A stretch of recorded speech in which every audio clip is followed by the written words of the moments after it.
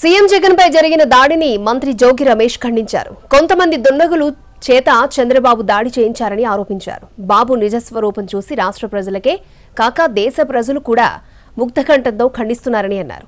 లక్షలాది మంది ప్రజలతో బస్సు యాత్ర జైత్రయాత్రలాగా సాగుతోందని, చంద్రబాబు అండ్ కో అది తట్టుకోలేకనే కుట్ర పన్నారని మండిపడ్డారు.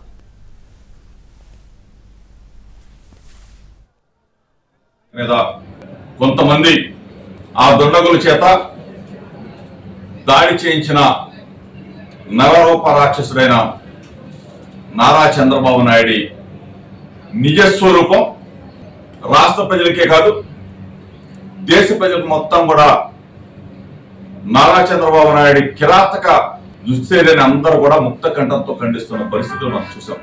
చంద్రబాబు నాయుడు అండ్ కో తట్టుకోలేక కడుపు మంటతో జగనన్న మీద దాడి చేయించాలి, జగనన్న మీద దాడి చేస్తే ఏదో ఒక విధంగా బస్సు యాత్ర ఆగిపోద్దని ఒక కుట్రతో ఇటువంటి దురాఘాతానికి పాల్పడిన ప్రతిపక్ష నాయకుడు నారా చంద్రబాబు నాయుడు, పవన్ కళ్యాణ్, బీజేపీ ముగ్గురు కాదు 30 మంది కలిసి వచ్చిన వన్ సైడ్ వార్.